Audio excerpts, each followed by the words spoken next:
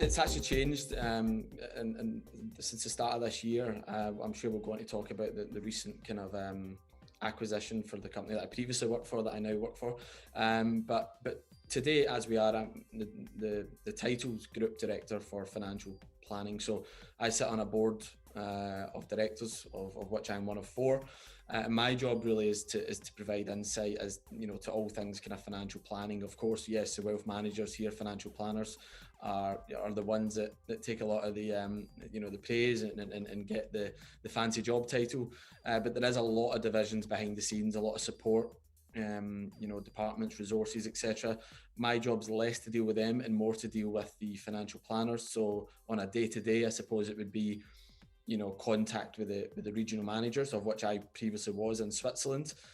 So we've got regional managers in place in all of the offices that we've got around the world. And my job really is certainly more just to provide guidance to them, support, a bit of training here and there, development. We're of a certain size now where I can't really be too involved individually with the amount of advisors we've got. So there's got to be an element of me working more with the team leaders and financial regional managers, and providing guidance to them really. Previously to that, I was a regional manager. I was one of those regional managers of Switzerland, so I was more hands-on with the individual advisors in that area. So yeah, there's been a bit of change. Typically, I would be traveling a lot more, of course, getting around the offices and putting my face in, which I'm looking forward to being able to do. But again, like we're saying, it's more predominantly behind the screen at the moment.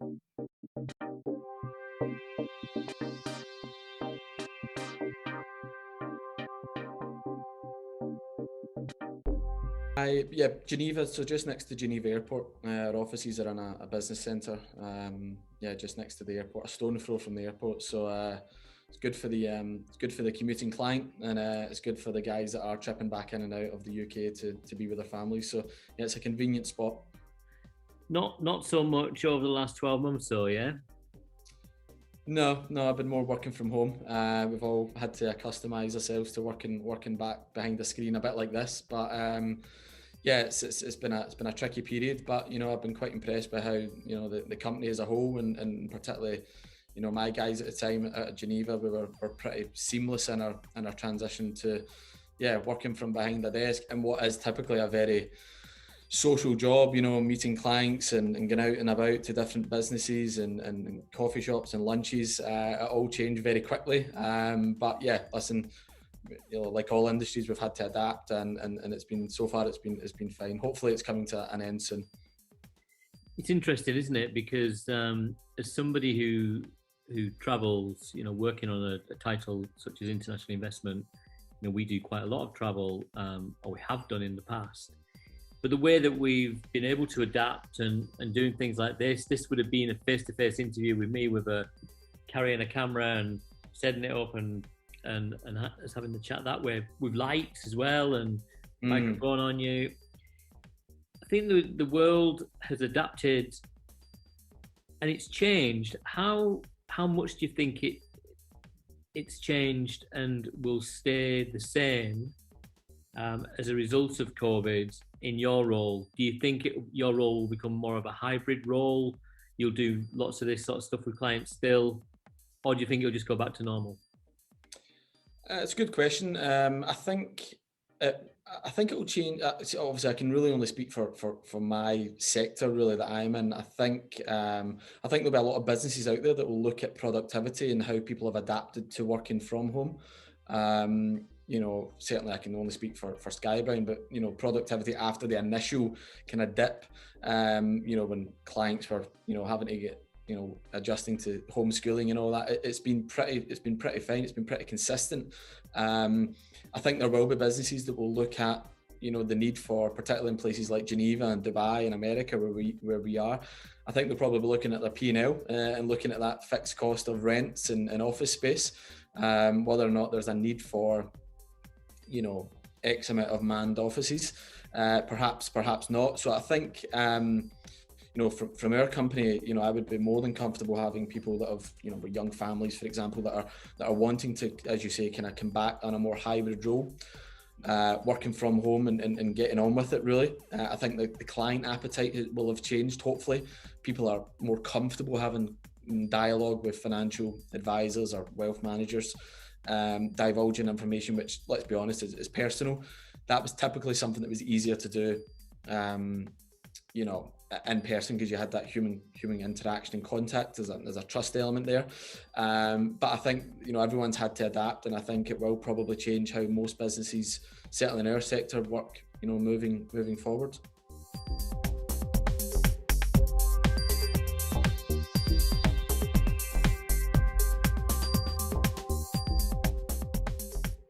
A big part for me, the attraction for me, was working with GWM Guardian at the time was the ability to travel. Me graduating from a business school in Scotland, Glasgow, pretty much, in your penultimate year, so between your kind of degree year and your honours year, you're expected to go out and get some work experience. So my entry to the market was different, rather than 95%, which kind of went down the route of going to one of the big four, KPMG, Deloitte, PwC, etc.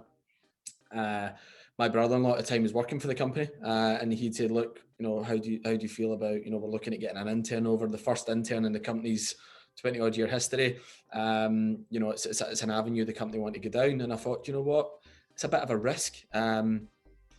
It's not a company that everyone will know on the CV, whereas obviously Deloitte, which is a company I was quite far down the line on the assessment centre with, you do know it's a blue chip company. So yeah, I took that opportunity, went over and done my 3 months internship, and came back, finished my degree, and again had that option: do I travel, or do I just play it safe and go down the route of what the majority of people, assuming obviously I got the position. And it was that, as you mentioned, Gary, it was the ability to travel. I didn't want to do a gap year. I don't think my parents would allow me to do a gap year. So it was very much, I want to work, but I also want to travel. And it was looking at the company's locations and jurisdictions. And let's be honest, they're nice spots. I started in Frankfurt at the time, but I had the option of, 5 or 6 different places. And it was a big appeal to me that, and since I've pretty much, apart from America, I've pretty much worked in all of those jurisdictions, and they're nice spots. So for us, from a recruitment perspective, it's a big thing, but it's a difficult thing. It's particularly at the age that I done it. It is a big move. It's a bold, brave move to just pack up your life, up sticks and start in Germany, Dubai, Switzerland, wherever it may be.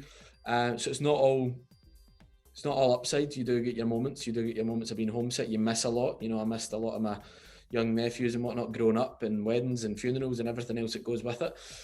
So, but yeah, listen, it's a decision that I look back on with great fondness. It's why I am where I am, and it's something I would encourage all candidates, young or older, to explore, because it's a great experience.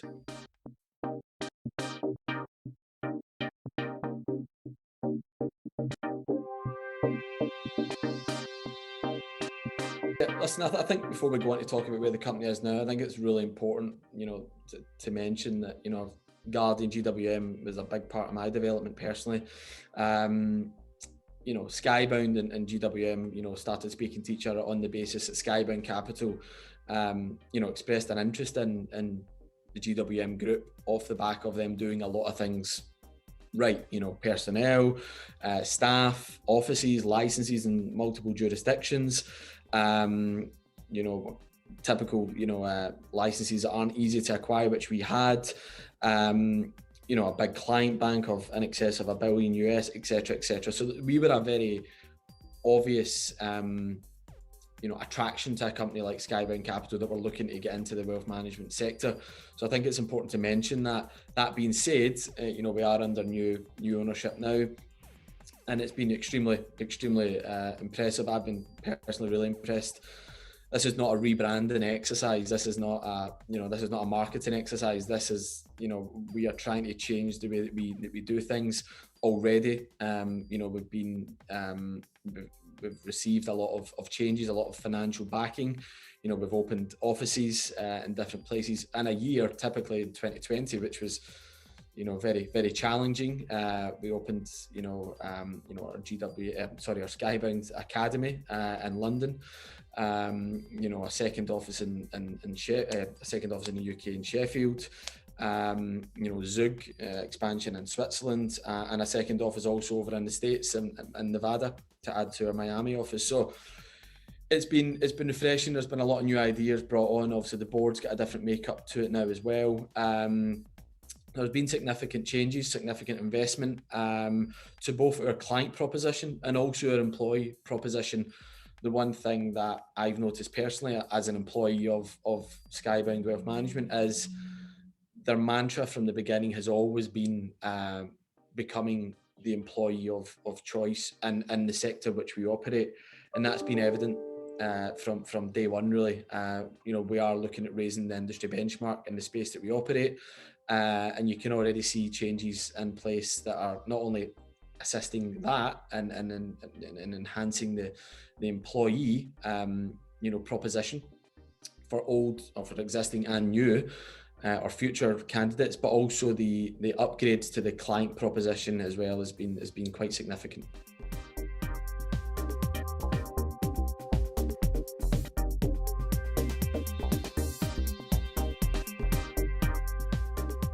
That's a question really for individual clients, I suppose. Feedback, really from clients, that I've been personally dealing with, as in my own capacity, has been fine. It's not been about that. It's clients at the end of the day look for value. We all do as clients. When you go and buy a house, you look for value from your real estate agent. When you go and open a bank account, you want value from that. And that's what it's all about. The bottom line is providing value. What I feel that Skybound have been in a position to do is expand a lot of the key areas that has a direct impact to clients. So what do I mean by that? I mean, our centralized investment proposition, for example. We are, pretty much in a position now that division has grown, 2, 3, 4, 5-fold incrementally over the last 4 or 5 quarters since Skybound, took over. We are in a position to change the way that we, the way that we are remunerated from the services that we provide to clients. I think this will be a big shift in the coming years, the recent years to follow, and really being able to embrace a more transparent and fee-based service, and coming away from the legacy indemnified commissions and all this kind of stuff. As much as it's great saying that, companies like ourselves and competitors, you need cash flow for that, because in order to work and operate like that, you have to be able to have the cash flow in place to perhaps charge less upfront, but have a more of a continue ongoing service fee that you can charge your clients. And we've been doing that already, in fairness, but we will continue to work like that. Our centralized investment proposition now, for example, only deals in low cost, non-trail paying funds. So we don't get anything back from any of the fund managers we get. We operate differently, and clients therefore directly benefit from having a lower cost portfolio, which in theory transfers, typically to higher profit.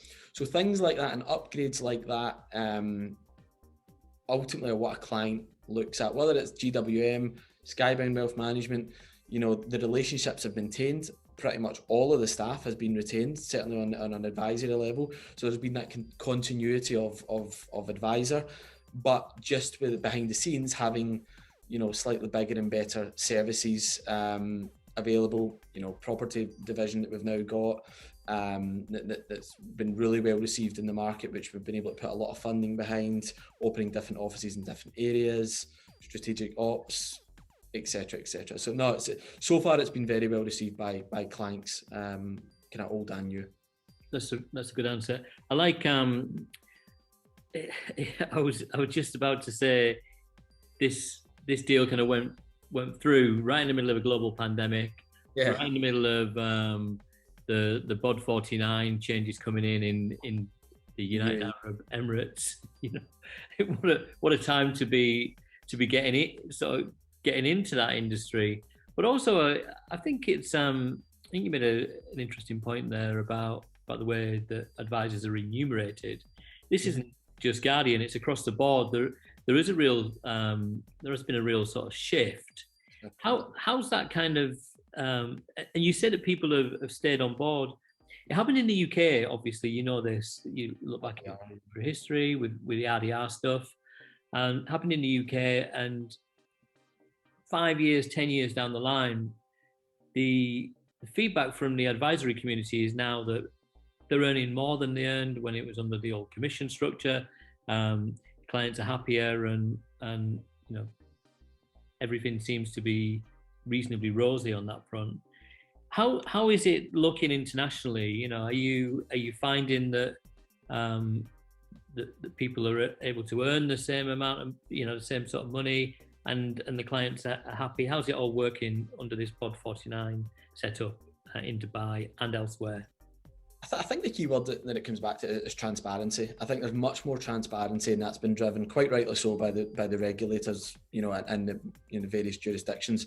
We are a multi-jurisdictional regulated company, so you know, our compliance division are pretty much solely responsible for keeping up to date. You know, we were on a training session again with the Swiss regulator here, making changes. Equally, it happens over in the UAE, where we have both regulations in place. So we have to constantly keep up to date with the different regulations in the different territories. So that is a challenge, but one that we've got the capacity to manage. So the transparency in how clients are remunerating their advisory company is definitely there, and I think that's only a good thing. I think it's here to stay, and I think those territories that haven't yet embraced it ought to get in line, because I think it's not going to go anywhere. So far as how's it been embraced, to be honest, I think internally it's been embraced fine. What it does is, I think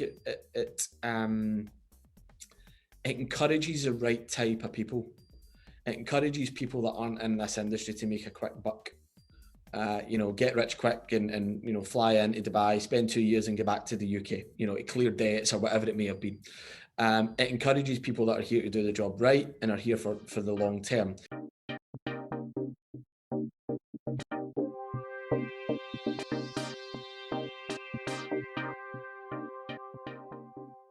I think it comes back to the kind of tagline of wanting to be the employer of choice. I'm a great believer in the most successful advisors that what made me the most successful advisor, and what I try and get, what I try and make available to the advisors in the business now, is just providing them with the resources to allow them to go and do the job as easy as possible. So what does that encompass? It encompasses providing business development. Okay, yes, people will go out, they'll bring clients on via networking, down the pub, you know, down the beach club, which way they can. Referrals, of course, but business development's got to start from somewhere. And you know, we have just developed an academy designed really to provide or to attract the cream of the crop from up and down the UK, to give them an opportunity to get into the market. And a part of that is business development. We've got data center, which basically generates, you know, leads, which suit a sensible profile for what we're looking to achieve. We've got marketing, which provide, you know, web lead campaigns, inbound leads, etc. A centralized investment proposition, which really, again, takes that responsibility away from the advisor. I don't know what your situation was when you were in the industry, Gary, but certainly, you know, it's not the job of an IFA at Skybound to be cherry picking funds for a client's pension. Absolutely not. They're not necessarily qualified to do that. Therefore, we employ and put a lot of money and resources behind that centralized investment opportunity, meaning that, you know, we can plug in a range of model portfolios to different structures, whether it be pension, savings, ISAs, whatever it may be. You know, so you know, we try and provide, you know, obviously office space, regulated licenses to allow people to do the job in a regulated capacity, and I think support as well.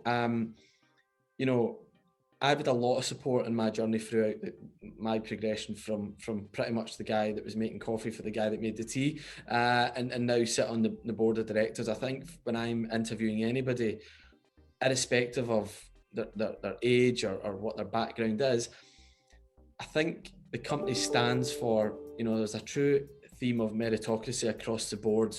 I've moved up through the ranks. because I've been good enough and I've had the support in order to develop my career. Qualifications have been bought and paid for, and the support to get qualified in the industry.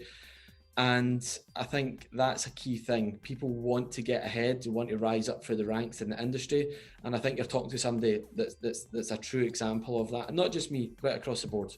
You know, we've got middle management and senior management across all jurisdictions and all departments. So I think that's a real recruitment coup for us, that, you know, if you're good enough, you're qualified enough, you're old enough. And, you know, we pride ourselves in promoting from within. And I think for people that are starting off in the industry at a fairly junior or inexperienced level, you know, in 10 years' time, you know, you could be sitting, you know, as a board director or wherever you want your career to take you. Great. What do you do for fun? You know, have you got a family? Where, you know, what's it like living in Geneva? What do you do outside of work? Yeah, like life's good. You know, I must admit, I've got no complaints. You know, I'm blessed to live in a very, you know, very nice part of the world. You know, there's not a lot to say wrong other than the cost of a cup of coffee or a pint of beer. You know, which is all relative. So no, you know, I've been very lucky. I've put myself into positions. I've worked hard. You know, I think, you know, that's, you know, you don't get a promotion in any walk of life unless you're good at what you do. So I've always made it my mission to be the best, whether that's paraplanning, administrator, advisor, manager, director. I've always really worked hard in order to get to where I've wanted to be. I think that's important to say that, you know, there's been maybe a little bit of luck, but there's been a lot of hard work, a lot of travel, and a lot of commitment to that. Now, for the first time, really settled, just bought my first, you know, property in any of the areas where I've actually worked. So I'm here, you know, for the long term. So far as how do I relax, enjoy my sport, you know, and I've got a fiance, and a young pup. No kids as of yet, which is hopefully in the near future. Once I eventually managed to get married, that's been postponed twice due to COVID. So you know, yeah, life's good. You know, enjoy the outdoor life that Switzerland offers, and the fresh air. Stark contrast to that of where I previously worked in Saudi Arabia. And you know, just enjoy the team that I have, the friends that I've got, and you know, so very, very fortunate. So you know, no complaints from my side. What a really nice interview. Peter, congratulations. Well done.